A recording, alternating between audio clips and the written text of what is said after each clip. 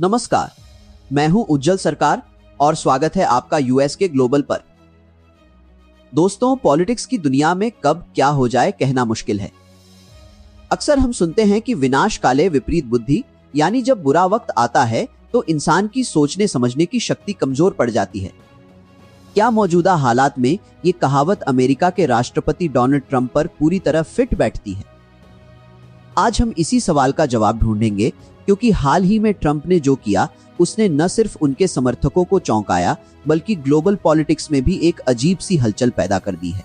कहानी शुरू होती है एक एआई जनरेटेड वीडियो से, जिसे डोनाल्ड ट्रंप ने खुद अपने सोशल मीडिया हैंडल पर पोस्ट किया। इस वीडियो में ट्रंप खुद को जीसस क्राइस्ट के अवतार में किसी बीमार व्यक्ति को ठीक करते हुए दिखा रहे थे।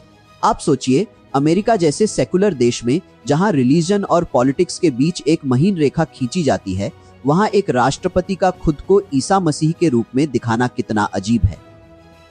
इस पोस्ट के बाद हर तरफ से, चाहे वो बीबीसी हो, CNN हो या भारतीय मीडिया, जबरदस्त बैकलैश देखने को मिला।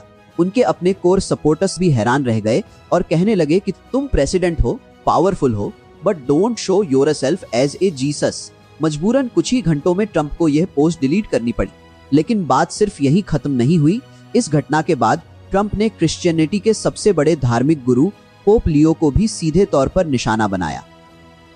उन्होंने पोप पर आरोप लगाए कि वो अपराध के मामलों में बहुत कमजोर हैं और उनकी फॉरेन पॉलिसी भी ठीक नहीं है।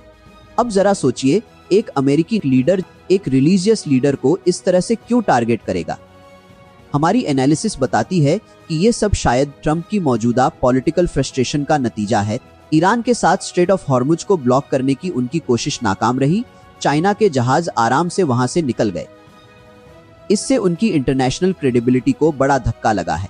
ऐसे में शायद ट्रंप ने सोचा कि अपनी इमेज को सुधारने और अपने वोटर बेस को एकजुट करने के लिए वो एक डिवाइन या दैवीय छवि पेश करें, लेकिन ये उल्टा पड़ गया।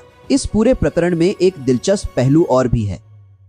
ट्रंप ने जब पोप लियो पर हमला किया तो इटली की प्रधानमंत्री जॉर्जिया मेलोनी, जो आमतौर पर ट्रंप की समर्थक मानी जाती हैं, उन्होंने भी उनकी आलोचना की।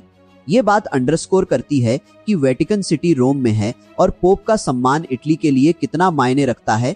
लेकिन इससे भी ज्यादा चौंकाने वाली बात ये थी कि ईरान, हाँ वही ईरान जिसके खिलाफ ट्रंप हमेशा आक्रामक रहे हैं, उसने पोप लियो का बचाव किया। ईरान के राष्ट्रपति ने ट्रंप के बयानों को निंदनीय बताया और कहा कि वे पोप का सम्मान करते हैं। ये एक अपूर्व जियोपॉलिटिकल आयरनी है, जहां दुश्मन दोस्त के दोस्त का बचाव कर रहा है। जब ट्रंप से इस एआई वीडियो के बारे में पूछा गया तो उनका जवाब बहुत अजीब था। उन्होंने कहा कि वो खुद को जीसस नहीं बल्कि रेड क्रॉस वर्कर या एक डॉक्टर की तरह दिखा रहे थे जो लोगों को ठीक करता है, लेकिन तस्वीरों में जो कपड़े और हाव भाव थे वो साफ साफ जीसस क्राइस्ट की छवि से मेल खाते थे। वहीं उनके वाइस प्रेसिडेंट जेडी वैंस ने एक अलग ही कहानी सुनाई। उन्होंने कहा कि ट्रंप तो बस मजाक कर रहे थे, लेकिन लोग उनके ह्यूमर को समझ नहीं पाए। दो अलग अलग स्पष्टीकरण ये दिखाते हैं कि ट्रंप कैंपेन में इस मुद्दे पर कितनी कंफ्यूजन है और शायद पैनिक भी। ये सब एक ऐसे लीडर की निशानी है जो अंदर से काफी प्रेशर में है। ये सारी घटनाएं बताती हैं कि ट्रंप की मेंटालिटी आज भी यही है कि पूरी दुनिया उनके इर्द गिर्द घूमती है। उन्हें लगता है कि हर फैसला उन्हें खुश करने के लिए लिया जाता है।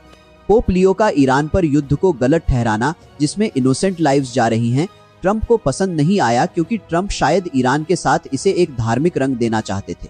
पोप ने स्पष्ट कहा था कि God does not bless any conflict, और ये बात ट्रंप के नैरेटिव से मेल नहीं खाती थी। ऐसे में एक अमेरिकी राष्ट्रपति द्वारा सीधे तौर पर पोप को निशाना बनाना अपने आप में एक ऐतिहासिक और गंभीर घटना है। इन सब का इम्पैक्ट क्या होगा?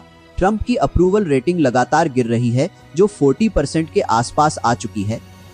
2026 में होने वाले मिड टर्म इलेक्शन उनके लिए एक बहुत बड़ी चुनौती साबित हो सकते हैं। अगर ईरान का मुद्दा इलेक्शन के करीब तक खिंचता रहा तो ट्रंप को भारी नुकसान उठाना पड़ सकता है।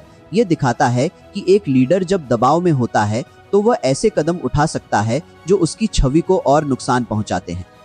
ये सिर्फ एक वीडियो या एक बयान का मामला नहीं है, बल्कि ये बदलते हुए ग्लोबल पॉलिटिकल इक्वेशन और पॉलिटिक्स की दिशा का एक महत्वपूर्ण संकेत है।